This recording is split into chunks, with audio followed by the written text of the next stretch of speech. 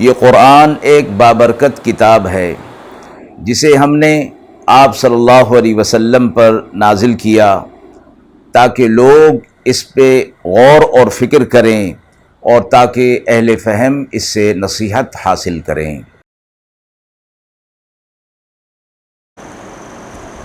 بسم اللہ الرحمن الرحیم۔ السلام علیکم ورحمۃ اللہ وبرکاتہ۔ ناظرین کرام، درس قرآن مجید کے آج کے اس پروگرام میں ہم سورہ ہود کی آیت نمبر 6 تا 8 کا ترجمہ اور تفسیر پیش کر رہے ہیں اور آخر میں پوچھے گئے سوال کا جواب ہوگا۔ اعوذ باللہ من الشیطان الرجیم، بسم اللہ الرحمن الرحیم۔ وما من دابة في الأرض إلا على الله رزقها ويعلم مستقرها ومستودعها كل في كتاب مبين وهو الذي خلق السماوات والأرض في 6 أيام وكان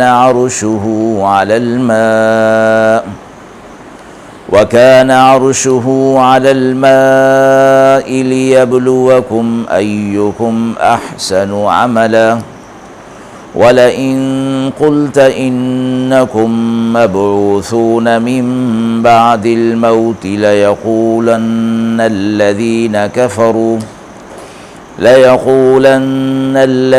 كفروا إن هذا إلا سحر مبين ولئن أخرنا عنهم العذاب إلى أمة معدودة ليقولن ما يحبسه ألا يوم يأتيهم ليس مصروفا عنهم وحاق بهم ما كانوا به يستهزئون۔ آیات مبارکہ کا ترجمہ ملاحظہ فرمائیں۔ اور زمین پر کوئی نہیں چلنے والا مگر اللہ پر اس کی روزی ہے، اور وہ جانتا ہے جہاں وہ ٹھہرتا ہے اور جہاں وہ سونپا جاتا ہے، سب کچھ موجود ہے کھلی کتاب میں۔ اور وہ وہی ہے جس نے آسمان اور زمین بنائے 6 دن میں، اور اس کا تخت پانی پر تھا تاکہ آزمائے تم لوگوں میں کون اچھا عمل کرتا ہے۔ اور اگر آپ کہیں کہ تم اٹھو گے مرنے کے بعد، تو کافر کہنے لگتے ہیں یہ کچھ نہیں مگر کھلا ہوا جادو ہے۔ اور اگر ہم روکے رکھیں ان سے عذاب کو ایک مدت تک، تو کہنے لگتے ہیں کس چیز نے روک دیا عذاب کو؟ سنتا ہے جس دن آئے گا ان پر نہ پھیرا جائے گا ان سے عذاب، اور گھیر لے گی انہیں وہ چیز جس کا یہ مذاق اڑایا کرتے تھے۔ آیت میں یہ فرمایا گیا ہے کہ اللہ رب العزت خالق اور مالک اور رازق ہیں، اور زمین پر کوئی ایسی چیز نہیں جاندار جس کے رزق کا ذمہ اللہ کے پاس نہ ہو۔ دابہ کا معنی جانور، اور اس میں تمام درندے پرندے حشرات الارض، دریا اور خشکی کے تمام جانور شامل ہیں۔ تو اس میں یہ فرمایا گیا کہ جو بھی زمین پر جانور موجود ہیں ان کا آشیانہ بہرحال زمین پر ہی ہوتا ہے۔ دریائی جانوروں کا تعلق بھی زمین سے ہونا، اور ان سب جانوروں کے ذمہ رزق کا ذمہ اللہ رب العزت کے حوالے ہے۔ اور الفاظ ایسے فرمائے گئے کہ علی اللہ رزقھا، اللہ پر اس کا ذمہ ہے۔ یہ ذمہ داری اللہ تعالیٰ پر ڈالنے والا کون ہے؟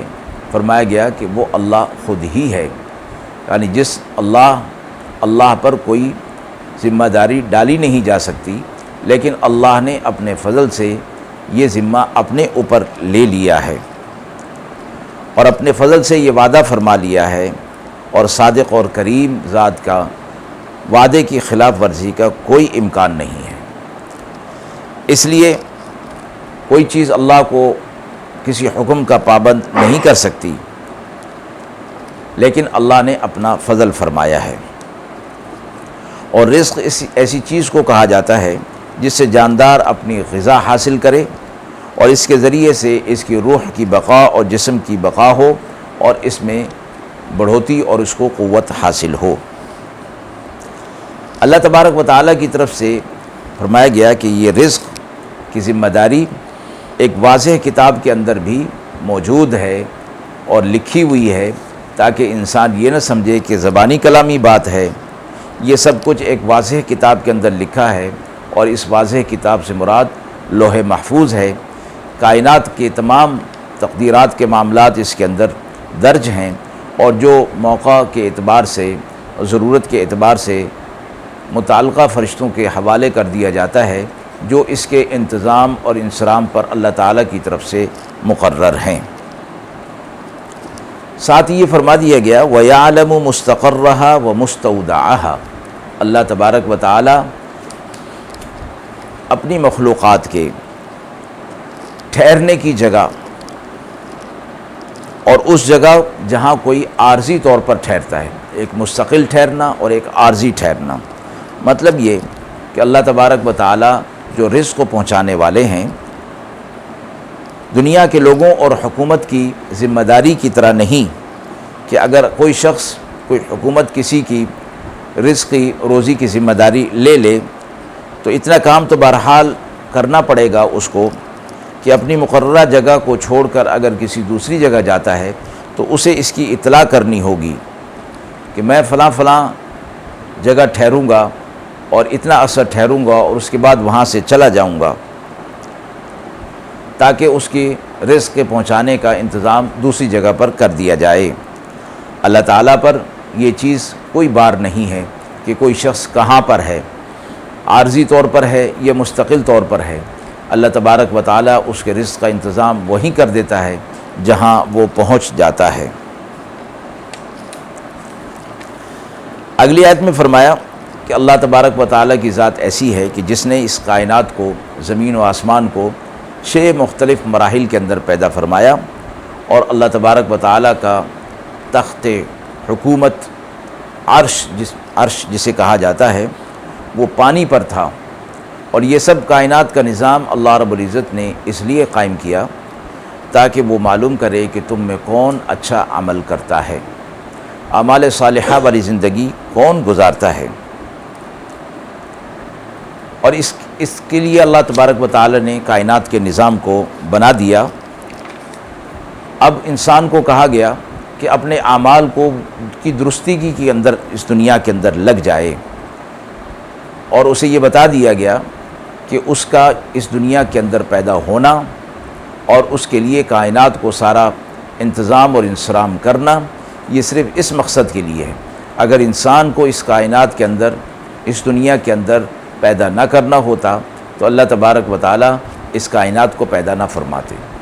اس لیے فرمایا کہ لیبلوکم ایکم احسن عملا، کون اچھا عمل کرنے والا ہے اور کون اعمال صالحہ کے مطابق اپنی زندگی کو گزارنے والا ہے۔ اللہ تعالیٰ کی رضا جوئی کی خاطر جو اس دنیا کے اندر زندگی کو اچھے اعمال پر گزارے گا، اللہ تبارک و تعالیٰ کی طرف سے نعمتوں کا وعدہ فرمایا گیا ہے۔ اور فرمایا کہ اگر آپ ان کو کہیں گے، کفار کو، منکرین کو کہیں گے کہ قیامت کے دن تمہیں دوبارہ اٹھنا ہے اور یہ اعمال صالحہ جو تم کرو گے تاکہ اس کا اجر اور اس کا بدلہ تمہیں ملے آخرت میں، تو وہ لوگ اس کا انکار کر دیں گے اور کہیں گے یہ تو کھلا ہوا جادو ہے۔ اللہ تبارک و تعالیٰ کی آیات کو، آپ صلی اللہ علیہ وسلم کی فرمان کو وہ جادو سے تعبیر کر دیتے ہیں۔ اور آگے فرمایا کہ ہم نے جو ان سے عذاب کا وعدہ کیا ہے، لیکن وقتی طور پر جب ہم اپنے عذاب کو ان سے روکے رکھتے ہیں تو یہ کہنے لگتے ہیں کہ کس چیز نے عذاب کو روک دیا ہے۔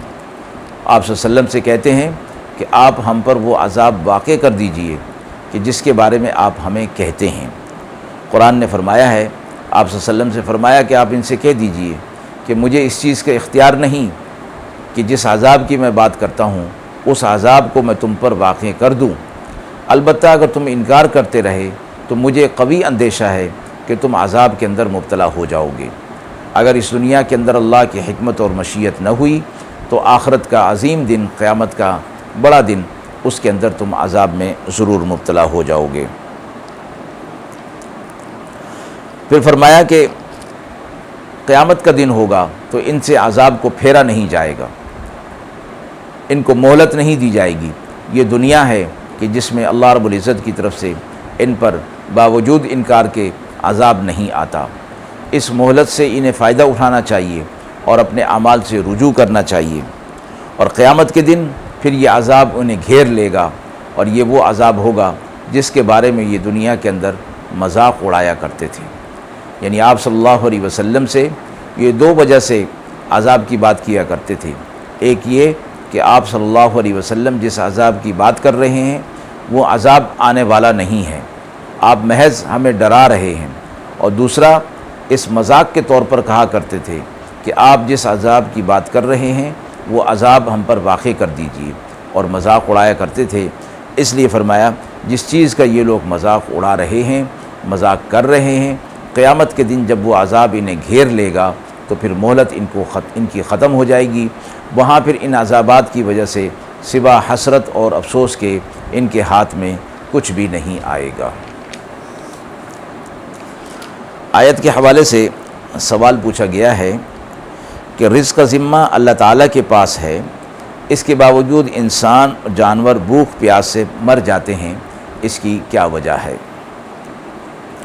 اللہ تبارک و تعالیٰ کی طرف سے رزق کا جو وعدہ فرمایا گیا ہے یہ اس وقت تک ہے جب تک کہ اس کی عمر پوری نہیں ہو جاتی۔